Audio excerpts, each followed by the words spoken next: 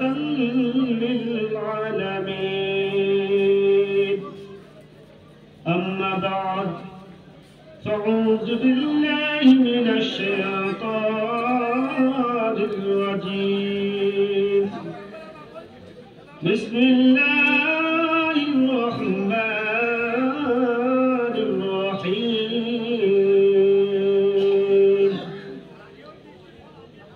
يا أيها الذين آمنوا اتقوا الله وكونوا مع الصادقين صدق الله العظيم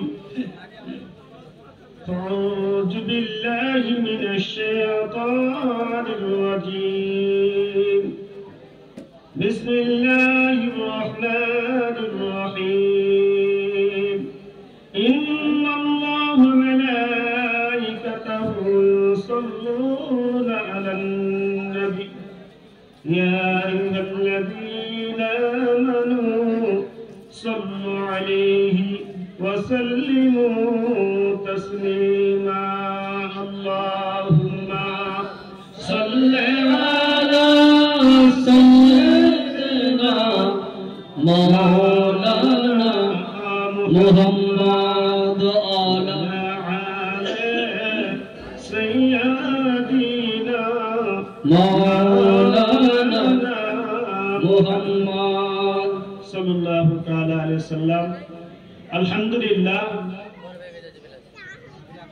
খুব টাইম কম তাই ছোটর মধ্যে আমাকে সারতে হবে আলহামদুলিল্লাহ সমস্ত প্রশংসা মহান করুণা রব্বুল আলামিনের নিমিত্তে যে মহান রব্বুল আলামিন আমাদেরকে 18,000 মাখলুকাতের মধ্যে থেকে চুনে চুনে ईमानदार परोजगार मुमिन मुत्ताकिन मुसलमान এই গণ্য করে এই মহতি জালসা পবিত্র মিলাদুন নবীতে খাজা খাজগান হিন্দুস্তানের বাদশা খাজা গরিব নওয়াজের উরুস মুবারকে আমাদেরকে সুস্থ শরীরে বসার তৌফিক দান করেছেন সেই মহান রব্বুল আলামিনের দরবারে আমরা সকলে মিলে ভক্তি ভরে উচ্চ স্বরে শুকরিয়া আদায় করি বলি আলহামদুলিল্লাহ তারপরে পরে নবী ও কাউন মাকা যিনি গুপ্ত গোপনের সংবাদদাতা যিনি হায়াতুন নবী জিন্দা নবী যিনি নূরের নবী সাইয়্যিদুল মুরসালিন রাহমাতুল আলামিন নবী মুহাম্মদ রাসূলুল্লাহ সাল্লাল্লাহু তাআলা আলাইহি ওয়াসাল্লামের উপর করুণাময় মহান রব্বুল আলামিনের রহমতের ধারা করুণার বাড়ি বর্ষিত কর্পিত হোক আমরা সকলে মিলে ভক্তি ভরে বলি আল্লাহুম্মা আমিন আজ এই পবিত্র মহতি জালসা খাজা গরিব নওয়াজের উরুস মুবারক তো খাজা খাজগান খাজা হিন্দুস্তানের বাদশা যিনি এখনো বাদশা যিনি যাকে বসাবেন বলতে তিনি সেখানে আপনার বসতে পারবে তিনি এখনো বাদশা জিন্দা নবী জিন্দা ওলি বারহাক জিন্দা ওলি যিনি হিন্দুস্তানের বুকে ইসলাম ধর্ম প্রচার করার জন্য ইরাক এবং ইরানের মধ্য স্থান থেকে হারুনাবাদ শহর থেকে আমাদের হিন্দুস্তানে নবী মুস্তাফা সাল্লাল্লাহু আলাইহি সাল্লাম পাঠিয়েছিলেন দ্বীন ইসলামের বাণী প্রচার করার জন্য তো সেই সম্পর্কে আপনাদের সম্মুখে সংক্ষিপ্ত আলোচনা করে আমার বক্তব্য ইতি করব তার আগে একটি ছোট্ট করে একটি নাত পড়ি मैं तो भारत का मुसलमान मैं तो भारत का मुसलमान राजा मेरा खोजा है राजा मेरा खोजा है इस देश का सुल्तान मैं भारत का मुसलमान मैं भारत का मुसलमान मैं भारत का मुसलमान दिल्ली में निजामुद्दीन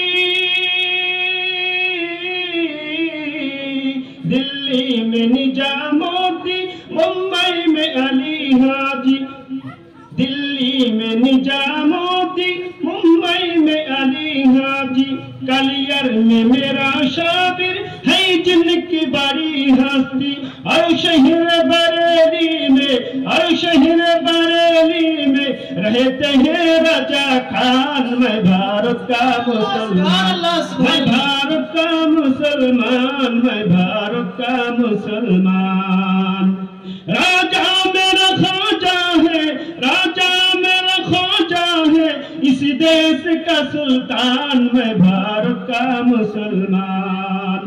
ये लाल किला देखो, ये ताजमहल देखो, ये लाल किला देखो, ये ताजमहल देखो, मीनारों की ऊंचाई है जबले मिसल देखो, जहाँ जाओगे पाओगे सब यही पहचान। मैं भारत का मुसलमान, मैं भारत का मुसलमान, मैं भारत का मुसलमान। আলহামদুলিল্লাহ, আপনাদের সম্মুখে আল্লাহ রাব্বুল আলামিনের পবিত্র কোরআন, আল্লাহর পবিত্র জবান কোরআন ফুরকান হতে এক টুকরো মারুফ মাসুরা আয়াত তেলাওয়াত করেছি।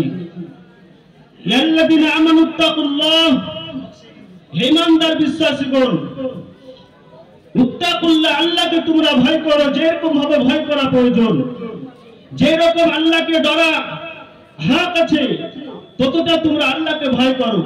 ওয়াকুনু মাস-সাদিকিন, এবং সত্যবাদীদের সঙ্গী লাভ করো, সঙ্গ লাভ করো, তাদের মহব্বত করো, তাদের কথাগুলো মেনে চলো। খাজা খাজগান, খাজা হিন্দুস্তান, খাজা গরিব নওয়াজের প্রিয় মুর্শিদের নাম হচ্ছে আপনার হারুন রশিদ, উসমান হারুন রশিদ। এই উসমান হারুন রশিদ তিনি হলেন আপনার ইরাক এবং ইরানের মধ্যস্থান, যে জায়গাটার নাম হচ্ছে আপনার হারুনাবাদ। এই হারুনাবাদ তাকে নিষ্পার করে বলা হয়েছে যে খাজা উসমান হারুনি, তিনি হারুনাবাদের একজন মহান ব্যক্তি, আল্লাহ ওলি। খাজা গরিব নওয়াজ তিনি ইলমে দ্বীন, হাফেজ কোরআন, হাদিসের হেফজ করে ফারাগাত হাসিল করার পর খাজা গরিব নওয়াজ তিনি পীর ও মুর্শিদ একজন কামেল ওলির হাতে বায়াত গ্রহণ করার জন্য তিনি আস্তে আস্তে হারুনাবাদ শহরে পৌঁছালেন। সংক্ষিপ্ত আলোচনা, হারুনাবাদ শহরে আসার পর তিনি কামেল পীর খাজা উসমান হারুনির সম্মুখে হলেন। ইয়ার পূর্বে খাজা উসমান হারুনি না খাজা গরিব নওয়াজকে দেখেছেন, না গরিব নওয়াজ কোনদিন খাজা উসমান হারুনিকে দেখেছেন। দেখা হয়ে গেল, মুচকি আসলেন, বলে হুজুর, আমি একজন কামিল ওলির হাতে বায়াত গ্রহণ করার জন্য আমি তালাশ করার জন্য বাড়ি থেকে বেরিয়েছি। মওলানা পাস করেছে, হাফেজ কোরআনের হাদিস মুখস্থ করে ফারাগাত হাসিল করে এক আল্লাহওয়ালা ব্যক্তির হাতে হাতে বায়াত গ্রহণ করার জন্য আমি বেরিয়েছি। খাজা উসমান হারুনি তাকে বায়াত গ্রহণ করে নিলেন। তারপরে কিছু তাকে তাসবিহ তাহলিল জিকির আজকার করার জন্য কিছু তাকে উপদেশ দিলেন। বলে বেটা যাও, মসজিদে যাওয়ার পর তুমি 1 লাখ তাসবিহ তাহলিল করো। কিছুদিন পর তোমাকে যখন আমার দরবারে ডাকতে পাঠাবো, সঙ্গে সঙ্গে আমার দরবারে তুমি চলে আসবেন। তাসবিহ তাহলিল করতে করতে কিছুদিন হয়ে গেল। খাজা উসমান হারুনি রহমতুল্লাহ আলাই খাজা উসমান হারুনির দরবারে খাজা গরিব নওয়াজকে ডেকে পাঠালেন। তিনি গেলেন, যার পর বলতেছেন বেটা, খাজা উসমান হারুনি বলতেছেন বেটা আজমিরি সঞ্জারি, আমার 2 আঙ্গুলের মধ্যে দিয়ে তুমি আসমানের দিকে তাকাও। কতদূর পর্যন্ত তোমার নিগাহটা পৌঁছাচ্ছে, কতদূর পর্যন্ত তোমাকে আমি পৌঁছাতে পেরেছি। তো খাজা উসমান হারুনি দরবারে উপস্থিত হলেন হিন্দুস্তানের বাদশা। তার খাজা গরিব নওয়াজ উসমান হারুনির 2 আঙ্গুলের মধ্যে দিয়ে যখন আসমানে তাকালেন, খাজা উসমান হারুনি বলতেছেন বেটা মঈনুদ্দিন, তুমি কতদূর পর্যন্ত পৌঁছেছো, কতদূর পর্যন্ত তোমার নিগাহ যাচ্ছে। তিনি বলেছিলেন, খোদার কসম করে বলি, আমার নেগা সত্য এবং আসমানের ওপর লৌহ মাহফুজ কলম সিদরাতুল মুনতাহা তাহাতুস সারা পর্যন্ত পৌঁছে গিয়েছে। বলে, বেটা তোমাকে আমি যতদূর পর্যন্ত মাকসাদ পর্যন্ত আমি পৌঁছানোর আমার ইচ্ছা ছিল ততদূর পর্যন্ত তোমাকে দিয়ে দিয়েছি। বেটা আমি জামিনের দিকে তাকাও। জামিনের দিকে যখন তাকালেন, বলো বেটা মঈনুদ্দিন তোমার নেগাটা কতদূর পর্যন্ত পৌঁছেছে? বলে, আমার প্রিয় মুর্শিদ খাজা উসমান হারুনি, আমার নেগাটা তাহাতুস সারা সত্য এবং জামিনের নিচে যত কিছু আছে সমস্ত কিছু আমার চোখের নজরে চলে এসেছে। খাজা উসমান হারুনি বললেন, যাও মাকসাদে মঞ্জিল পর্যন্ত তোমাকে আমি পৌঁছে দিয়েছি। তুমি নবী মুস্তাফা সাল্লাল্লাহু আলাইহি সাল্লামের দরবারে যাও, মক্কা মুকাররমাতে আল্লাহর ঘর কাবা শরীফ জিয়ারত করো, হজ করার পর নবী মুস্তাফা সাল্লাল্লাহু আলাইহি সাল্লামের দরবারে হাজিরি লাগাও। মান যারা কবরি ওয়াজাবাত লাহু শাফাআতি। নবী আমার বলেন, যে ব্যক্তি আমার দরবারে উপস্থিত হলো, যে ব্যক্তি হজ করে আমার মাজার শরীফ জিয়ারত করলো, ওয়াজাবাত লাহু শাফাআতি, কাল কিয়ামতের দিন আমি নবী মুস্তাফা সাল্লাল্লাহু আলাইহি সাল্লাম তাকে শাফাআত করে জান্নাতে নিয়ে যাওয়া আমার জন্য ওয়াজিব হয়ে গেল। আমি তাকে জান্নাতে শাফাআত করে নিয়ে যাব। নবী মুস্তাফা সাল্লাল্লাহু আলাইহি সাল্লামের দরবারে খাজা গরিব নওয়াজ উপস্থিত হলেন।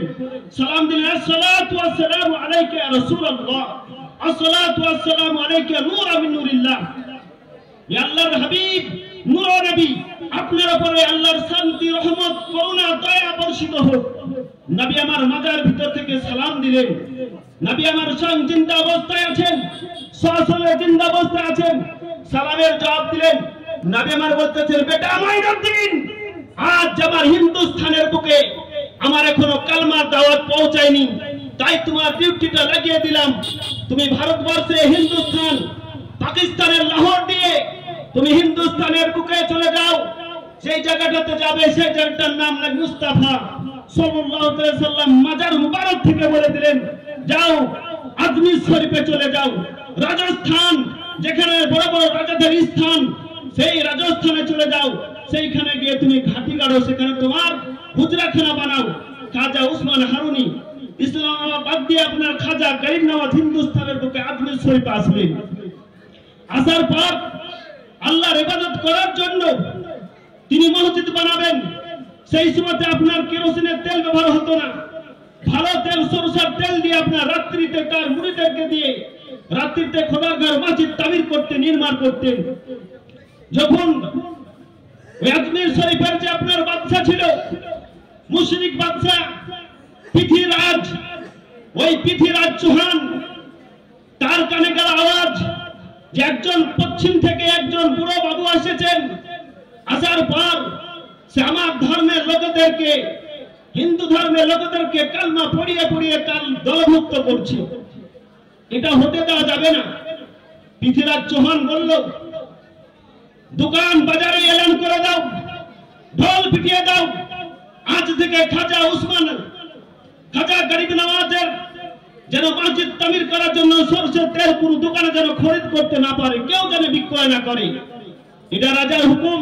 পৃথ্বীরাজ চৌহান এলান করে দিলেন যে আমার বিনা অর্ডারে কেউ তেল দিবে, সেই দোকানদারকে আমি ফাঁসির মঞ্চে চড়াবো। খাজা উসমান হারুনি যখন সন্ধ্যা হয়ে গেল, খাজা গরিব নওয়াজ তিনি তার মুরিদদেরকে বললেন, বেটা যাও, লোহার তসলা নিয়ে চলে গেল। বলে, দোকানে যাও, বাজার থেকে কিছুটা তেল খরিদ করে নিয়ে এসো, কারণ রাত্রিবেলাতে আবার সেই মসজিদ তামির করার জন্য কাজ করতে হবে। তিনারা বাজারে যখন গেলেন, প্রত্যেকটা দোকানদার অস্বীকার করে দিল, না, বাদশা পৃথ্বীরাজ চৌহানের এটা হুকুম, তার হুকুম যদি আমরা অমান্য করি তবে আমাদেরকে ফাঁসির মঞ্চে ঝুলাবে, অতএব আমরা তেল দিতে পারবো না। খাজা উসমান হারুনি, খাজা গরিব নওয়াজ বলতেছেন, বেটা মঈনুদ্দিন, ওই তাসগুলোকে নিয়ে এসো, দস্তারখানাটা নিয়ে এসো, ওই লুকাগুলাকে নিয়ে এসো, আর পানি নিয়ে এসো। আমি উঁচু করছি, এই পানির উঁচুর পানিটা ধরে তোমরা প্রত্যেকটা ল্যাম্পে, প্রত্যেকটা কুপি যেটা বলা হয় আপনার, এই ল্যাম্পে তোমরা এই উঁচুর পানিটা ভরে নাও। আজ সরষের মতো এই তেলটা কাজে দিবে। চিন্তা করেছেন যে পানি আপনার আগুনে পুড়ে কোনো বাড়িতে আপনার পানি ল্যাম্পে জ্বালিয়ে আপনার আলো করা হয়? সম্ভব নয়। কিন্তু ওলি কাকে বলা হয়? যে ওলি যে আল্লাহর বন্ধু হয়ে যায়, আল্লাহ তিনার হয়ে যায়, তার হাত চোখ মুখ আল্লাহ রাব্বুল আলামিনের হুকুমে কাজ করে। যেটা তার মুখ তার জবান, কিন্তু আল্লাহ রাব্বুল আলামিনের সেটা আপনার জবান হয়ে যায়। যে মুখ দিয়ে যেটা বলে সেটাই আপনার কার্যক্রমে সেটাই পাকাপোক্তা হয়ে যায়। তো খাজা উসমান হারুনি, খাজা গরিব নওয়াজ রহমতুল্লাহ আলাই, ইনি উজুর পানি প্রত্যেকটা ল্যাম্পে ভরিয়ে দিলেন। রাত্রিতে সুন্দর আপনার জ্বলতেছে। আর যে সরষার তেল আজমির শরীফের যত বেধর্মীরা আপনার ব্যবহার করত, সেই সব তেল আপনার পানি হয়ে গিয়েছিল। সমস্ত শহরটা আপনার রাত্রিতে অন্ধকার ছিল। আর খাজা করিম নওয়াজ উজুর পানি আপনার তেল হিসাবে ল্যাম্পে পুড়ে সেখানে আপনার কাজ করলেন, রাত্রিতে নামাজ আদা করলেন এবং আল্লাহর ঘর মসজিদ নির্মাণ করলেন। চতুর্দিকে ইসলাম আপনার দলে দলে যখন আপনার ছড়াতে লাগলো, এমত অবস্থায় খাজা হিন্দুস্তান খাজা গরিব নওয়াজকে আপনার জব্দ করার জন্য বিখ্যাত জাদুকর হিন্দুস্তানের সরজমিনে আপনার সেই রকম জাদুকর আর ছিল না। যে জাদুকরের নাম হচ্ছে আপনার জয়পাল যোগী। এই জয়পাল যোগীকে পৃথ্বীরাজ চৌহান তার দরবারে হাজির করলো। বলল, এ জয়পাল যোগী শুনে নাও, আজ তোমাকে এতদিন ধরে আমি বড় তানখা দিয়ে বড় বেতন দিয়ে তোমাকে খিদমত করতেছি, বিভিন্ন রকমের ফল ফাকারি দিয়ে তোমাকে আমি পুষে রেখেছি। আর যে পশ্চিম দেশ থেকে একজন আল্লাহওয়ালা ব্যক্তি এসেছে, এর সঙ্গে তোমাকে জাদুতে লড়তে হবে এবং তাকে হিলাক করতে হবে, খতম করে দিয়ে হিন্দুস্তান থেকে তাকে বিদায় করতে হবে। জয়পাল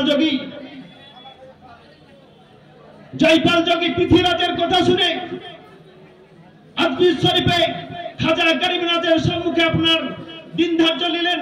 লাওয়ার পর একটি ফাঁকা জায়গাতে এলান করে দিলেন, এই জায়গাতে আমরা বাহাস করব। পৃথ্বীরাজ চৌহানের কথা শুনে বিখ্যাত জাদুকর জয়পাল যোগী কি করলো? জয়পাল যোগী আপনার একটি তসবি মালা বের করলো। মালা বের করার পর সংক্ষিপ্ত আলোচনা যে আপনার সেখানে তার যন্ত্র মন্ত্র পড়তে পড়তে হাজারো হাজারো সাপ আপনার তার হাতের তালু থেকে বেরাতে লাগলো। খাজা গরিব নওয়াজ বললেন, বেটা মঈনুদ্দিন। খাজা মঈনুদ্দিনের সঙ্গে একজন ছিলেন যার নাম হচ্ছে কুতুবউদ্দিন বখতিয়ার কাকি। বললেন, বেটা কুতুবউদ্দিন বখতিয়ার কাকি, এ তো জাদু, কিন্তু আমারটা জাদু নাই। আল্লাহ রাব্বুল আলামিনের দেওয়া তাকত শক্তি পাওয়ার আছে, যে পাওয়ারের কাছে কোন রকমের জাদু চলে না। তাই আয়াতুল কুরসি পড়ো। কোরআন শরীফ থেকে আয়াতুল কুরসি পড়ার পর বললেন যে একটা লকড়ি দিয়ে একটা নঠি দিয়ে দাগ দিয়ে দাও, আর আমরা সেই দাগের মধ্যে বসে থাকবো, দেখি তার জাদু কতটা ক্ষমতা আমাকে হারাতে পারে। খাজা গরিব নওয়াজ আয়াতুল কুরসি পড়ে যখন আপনার ওই দাগের ভিতরে যখন বসলেন, তার মুরিদদেরকে নিয়ে হাজার হাজার সাপ পৃথ্বীরাজ চৌহানের হুকুমে জয়পাল যোগীর হাত থেকে বেরিয়ে আপনার ফনা তুলে যখন সেই দাগের সম্মুখে খাজা গরিব নওয়াজকে দংশন করার জন্য আসতে লাগলো, দাগের সম্মুখে আসার পরে সঙ্গে সঙ্গে সে আপনার মাটি হয়ে যায়। মাটিতে আপনার ঢালা লেগে গেল। তখন জয়পাল যোগী বলল, তোমাকে এতদিন ধরে আমি তানখা দিয়েছি, বড় বড় বেতন, বিভিন্ন কিসিমের ফল ফাকারি খেয়ে তোমাকে তাকত শক্তি দিয়েছি। আজ এর কাছে যদি হেরে যায়, আমাদের বাবা মাতা পিতার ধর্ম আজ সব শেষ হয়ে যাবে। সমস্ত আমার ধর্মের লোকেরা তার কাছে কালমা পড়ে মুহাম্মদের দলভুক্ত হয়ে তারা মুসলমান হয়ে যাবে। এটা হতে দিব না। তোমার কি আর কোনো জাদু আছে? বলে, হ্যাঁ। সে জামিনের বুকে আমার সাপটাকে মাটি বানিয়ে দিল। সে আপনার যন্ত্র মন্ত্র পড়তে পড়তে আসমানে থেকে আপনার আগুনের কুণ্ডু আপনার ছাড়তে লাগলো। খাজা গরিব নওয়াজ বললেন, দেখি তোমার জাদু। ওই বড় বড় আগুনের কুণ্ড যখন আপনার খাজা গরিব নওয়াজের সম্মুখে আসে, আপনার পুরো সেটা আপনার ভস্ম হয়ে যায়, ছাই হয়ে যায়। যখন এ করে কাজ হলো না, খাজা গরিব নওয়াজের সম্মুখে পৃথ্বীরাজ চৌহানের হুকুম শুনে জয়পাল যোগী আরেকটা কি কাজ করলো, তার ব্যাগের ভিতরে আপনার হরিণের চামড়া ছিল, সেই হরিণের চামড়া বের করে মুসল্লার মতো জায়নামাজের মতো বিছিয়ে দিল। বিছিয়ে দেওয়ার পরে জয়পাল যোগী ওই মুসল্লার উপরে বসে যন্তর মন্ত্র পড়তে লাগলো। তার জাদুর ক্রিয়া যখন আপনার শুরু হলো, আস্তে আস্তে সন্ধ্যার উপরে জয়পাল যোগীর কথা শুনে, পৃথ্বীরাজ চৌহানের কথা শুনে জয়পাল যোগী বিখ্যাত জাদুকর আসমানে আপনার সন্ধ্যার উপরে ভাসতে লাগলো, উঠতে লাগলো। খাজা গরিব নওয়াজ বললেন, শুনো, আল্লাহ রাব্বুল আলামিন যে আমাকে তাকত দিয়েছে, ক্ষমতা দিয়েছে, শক্তি দিয়েছে, আজ তোমার সমস্ত জাদু আজ আমি মাটিতে মিসমার করে দিব। খাজা গরিব নওয়াজ, খাজা খাজগান, হিন্দুস্তানের ওলি, জিন্দা ওলি খাজা গরিব নওয়াজ বললেন, তার পায়ে আপনার 2 কিলো করে 4 কিলো ওজনের কাঠের সাল্লাল্লাহু আলাইহি ওয়াসাল্লাম সঙ্গে সঙ্গে জয়পাল যোগী বিখ্যাত জাদুকর খাজা গরিব নওয়াজের সম্মুখে ইসলাম ধর্ম গ্রহণ করলেন, ইসলামের সুশীতল ছায়াতল আশ্রয় গ্রহণ করলেন, মুসলমান হয়ে গেলেন। এই খবর যখন জয়পাল যোগীর ইসলাম গ্রহণ যখন পৃথ্বীরাজ চৌহানের দরবারে পৌঁছালো, পৃথ্বীরাজ চৌহান বলল, আমার সঙ্গে তুমি এত বড় মুনাফিকি করলে, এত বড় মুনাফিকি, এটা আমি সহ্য করব না। তাই জয়পাল যোগীকে আল্লাহ রাব্বুল আলামিনের হুকুম পারে খাজা গরিব নওয়াজের দরবারে জয়পাল যোগী বলেছিল, হুজুর আপনার কাছে কালমা পড়ে মুসলমান হলাম, আমি আপনার কাছে একটি আরজি জানাই যে আমাকে এতটা আপনার আল্লাহ রাব্বুল আলামিনের দরবারে দোয়া করে আমার হাতটা দিয়ে দিন, যেন কাল কিয়ামত পর্যন্ত আপনার ইসলাম ধর্মের যত মানুষ আসবে তারা যেন এই ওরস মুবারক আসার পর তারা যেন পথ ভুলে না যায়। আপনার বাংলাদেশ থেকে, পাকিস্তান থেকে, ইরাক, ইরান থেকে, সারা পৃথিবী থেকে আপনার ইমানদার, পরহেজগার, মুমিন, মুত্তাকিন মুসলমান ওরসে হাজির হয়। খাজা গরিব নওয়াজের ওরসে যাওয়ার পর তারা অনেকে আপনার পথ ভুলে যায়। তো তিনি বলেছিলেন, বিখ্যাত জাদুকর জয়পাল যোগী বলেছিলেন যে আমাকে অতটা হায়াত দিয়ে দেন যেন আমি তাদের পথ ভুলাটা, যেন আমি তাদেরকে পথ দেখিয়ে দিতে পারি। আমরা নিজে কানে শুনেছি, কিতাবে পড়েছি, খুতবাতে আজমিরি বলে একটি কিতাব আছে, সেই কিতাবে আপনার এটা লেখা আছে যে কোন ব্যক্তি আজমির শরীফে ওরসে গিয়ে লক্ষ লক্ষ মানুষের মধ্যে হারিয়ে যেতে চায়, তা আপনার যখন খাজা গরিব নওয়াজকে স্মরণ করে সঙ্গে সঙ্গে আপনার পৃথ্বীরাজ চৌহানের যে বিখ্যাত জাদুকর জয়পাল যোগী, যার নাম খাজা গরিব নওয়াজ, তাকে কালমা পড়ে মুসলমান বানিয়ে তার নাম দিয়েছিলেন আব্দুল্লাহ বায়াবান। আব্দুল্লাহ বায়াবান, সেই আব্দুল্লাহ বায়াবান আপনার পথ দেখাতে থাকে। কোন ব্যক্তি যদি আপনার পথ ভুলে যায়, খাজা গরিব নওয়াজকে স্মরণ করলে সঙ্গে সঙ্গে আপনার সেই আজমির শরীফের জায়গাতে আবার তাকে পৌঁছে দেয়। সে নিজেই ভাবে না যে আমি এত দূর, অনেক জায়গায় অনেকটা দূর চলে যাওয়ার পরে আমি এই স্থানে কি করে পৌঁছালাম। অনেক লোকের মুখে আপনার আজমিরে 5 থেকে 6 বার গিয়েছি, সেইখানে আমরা নিজ কানে শুনেছি এবং কিতাবে এটা লেখা আছে। তো খাজা উসমান হারুনি রহমতুল্লাহ আলাই এত বড় একজন কামেল পীর মুর্শিদ ছিলেন, যিনি তিনার হাতে খাজা গরিব নওয়াজ বায়াত গ্রহণ করেছিলেন। আজ খাজা গরিব নওয়াজের ওরস মুবারক আপনারা মানিয়েছেন। ভাবিয়েন না নেকি পাবেন না, অবশ্যই নেকি পাবেন, কিন্তু আজ দেখুন পীর আমরা ওনাকে মানি, চিনার চেহারা দেখলে পারে খোদা স্মরণ হয়, আল্লাহ রসুলকে স্মরণ হয়, সাহাবীদেরকে স্মরণ হয়, সেই ব্যক্তি আপনার কামিল পীর। কিন্তু এখনো আজকাল যুগে অনেক ভণ্ড পীর বেরিয়েছে, যারা নামাজের ধার ধারে না, যাদের শরীর থেকে আপনার কোনো প্রকারের গন্ধ যায় না, যারা বলে নামাজ এই নামাজ, এই নামাজ নয়, তাদের অন্তরের নামাজ, অন্তরে নামাজ পড়বে।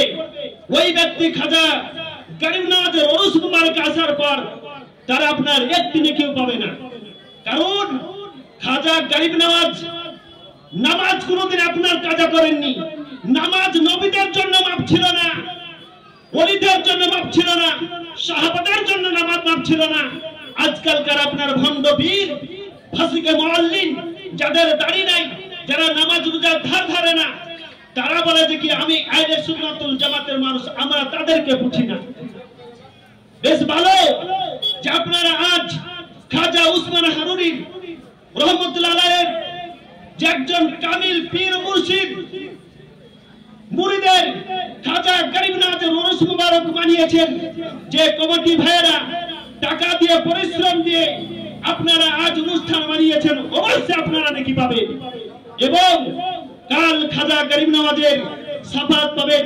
নবী মুস্তাফা সাল্লাল্লাহু আলাইহি সাল্লাম বলেন, মান কানা ফি কলবিহি মিসকালা শাইরাতিন মিনাল ঈমান আও মিসকালা জাররাতিন আও খারদালাতিন মিন ঈমান, যার দিলে এক রাই পরিমাণ, এক জল পরিমাণ ঈমান আছে, নবী আমার বলেন কাল কিয়ামতের দিন সেই ব্যক্তিকে আমি শাফাত করে জান্নাতে নিয়ে যাব। যার দিলে এক রাই পরিমাণ ঈমান আছে, নবী আমার বলেন সে ব্যক্তি যদি নামাজ নাও পড়ে, নামাজের জন্য কারো ছাড় নেই, তাকে জাহান্নাম খাটার পরে যদি এক রাই পরিমাণ ঈমান থাকে, নবী আমার বলেন সেই ব্যক্তিকে আমি কাল কিয়ামতের দিন শাফাত করে জান্নাতে নিয়ে যাব। মান ক্বালা লা ইলাহা ইল্লাল্লাহ মুহাম্মাদুর রাসূলুল্লাহ সাল্লাল্লাহু আলাইহি সাল্লাম, যে ব্যক্তি অন্তর থেকে এই কালমা পড়ে নিবে লা ইলাহা ইল্লাল্লাহ মুহাম্মাদুর রাসূলুল্লাহ, সেই ব্যক্তি কাল কিয়ামতের দিন নবীর শাফাত পেয়ে জান্নাতে যাবে। নবী আমার বলেন ইয়াদখুলুল জান্নাতা বিরহমাতিল্লাহি ওয়া মিনহা ইয়াদখুলুল জান্নাতা বিশাফাআতি। নবী আমার বলেন কিছু মানুষ, কিছু সংখ্যক মানুষ আল্লাহ রাব্বুল আলামিনের দয়াতে জান্নাতে যাবেন, আর কিছু সংখ্যক মানুষকে আমি শাফাত করে বিশাফাআতি ইয়াদখুলুল জান্নাতা বিশাফাআতি, আমি নিজে শাফাত করে জান্নাতে প্রবেশ করে দিব। তাহলে নবীর যদি শাফাত পেতে চান নামাজ পড়তে হবে, নবীর মহব্বতে দরুদ শরীফ পড়তে হবে, নবীর সম্মানার্থে দাঁড়িয়ে নবীকে তাজিম করতে হবে, কিয়াম করতে হবে। নইলে পড়েন নবী মুস্তাফা সাল্লাল্লাহু আলাইহি সাল্লাম যদি নারাজ হয়ে যান, খোঁচাই আল্লাহ রাব্বুল আলামিন নারাজ হবেন, আর তার জন্য আপনার জাহান্নাম ওয়াজিব হয়ে যাবে। জাহান্নাম তার জন্য ওয়াজিব, জান্নাতে তো দূরের কথা, আপনার তাকে জাহান্নামে যেতেই হবে। রাসূলুল্লাহ সাল্লাল্লাহু আলাইহি সাল্লামের দরবারে একজন বিখ্যাত সাহাবী হযরত আনাস ইবনে মালিক বলেন, ইয়া রাসূলুল্লাহ, কাল কিয়ামতের দিন, রাজে মাহশারের দিন, ইয়া রাসূলুল্লাহ আপনার সঙ্গে আমি মুলাকাত করতে চাই। নবী আমার বলেন, হযরত আনাস ইবনে মালিক বলেন, ইয়া রাসূলুল্লাহ ফিদাকা বিউম্মি, ইয়া রাসূলুল্লাহ আপনার সঙ্গে আমি মুলাকাত করতে চাই, আপনাকে রোজে মাহশার কাল কিয়ামতের দিন আপনাকে কোথায় পাবো? নবী আমার তিনটি জায়গা খাস করে দিলেন, তোমরা আমাকে হাউজ কাউসারের সম্মুখে তালাশ করবে। হযরত আবু যর রাদিয়াল্লাহু তাআলা আনহু বলেন, ইয়া রাসূলুল্লাহ, ইয়া হাবিবাল্লাহ, যদি আপনাকে ফুলসিরাতের পাশে না পাই তবে আপনাকে কোথায় খোঁজ করব? নবী আমার বলেন হাউজ কাউসারের সম্মুখে আমাকে খোঁজ করবে। ইয়া রাসূলুল্লাহ, আপনাকে যদি হাউজ কাউসারের কাছে না পাই তবে কোথায় খোঁজ করব? নবী আমার বলেন তোমরা আমাকে ফুলসিরাতের কাছে খোঁজ করবে, আমি মিজানের কাছে আমাকে খোঁজ করবে। মিজানের কাছে ইয়া রাসূলুল্লাহ কিসের জন্য খোঁজ করব? নবী আমার বলে যখন আমার পাপীদের উম্মতের যখন গুনাহ এবং নেকি যখন দাড়ি পাল্লাতে যখন ওজন করা হবে, এমন অবস্থায় দেখা যাবে কোন বান্দার নেকির পাল্লাটা কমে গিয়েছে, আমি নবী রাহমাতুল্লাহ আলামিন নবী মুস্তাফা সাল্লাল্লাহু তাআলা আলাইহি সাল্লাম বলেন আমার নিজস্ব নেকি ওই মিজানের ডালাতে আমি দাড়িতে চাপিয়ে দিয়ে আমার সেই পাপী নবী উম্মতের নেকির বোঝাটা, নেকির দাড়িটা আমি ভারী করে দিয়ে আমি তাকে শাফাত করে জান্নাতে নিয়ে যাব।